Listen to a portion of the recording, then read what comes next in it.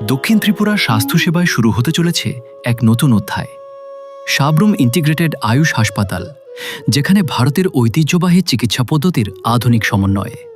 এই হাসপাতালে আয়ুর্বেদ, যোগ ও হোমিওপ্যাথির সম্মিলিত চিকিৎসা পরিষেবা একই ছাদে নিচে উপলব্ধ, যা স্থানীয় মানুষের জন্য এক বড় সুবিধা। আয়ুষ হল ভারতের প্রাচীন ও পরীক্ষিত চিকিৎসা ব্যবস্থা, যেখানে শরীর, মন ও আধ্যাত্মিক সুস্থতার উপর সমান গুরুত্ব দেওয়া হয়।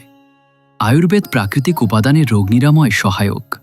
যোগব্যায়াম, শ্বাস প্রশ্বাস ও ধ্যানের মাধ্যমে সুস্থতা বজায় রাখে, আর হোমিওপ্যাথি নিরাপদ ও কার্যকর চিকিৎসা প্রদান করে। এই হাসপাতাল নির্মাণে মোট বিনিয়োগ হয়েছে ৬,২২,২৫,০০০ টাকা।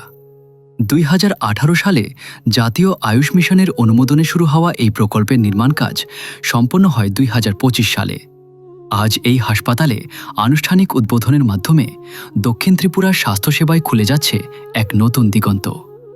সাব্রুম ইন্টিগ্রেটেড আয়ুষ হাসপাতাল, স্বাস্থ্য, ঐতিহ্য ও বিশ্বাসের নির্ভরযোগ্য ঠিকানা।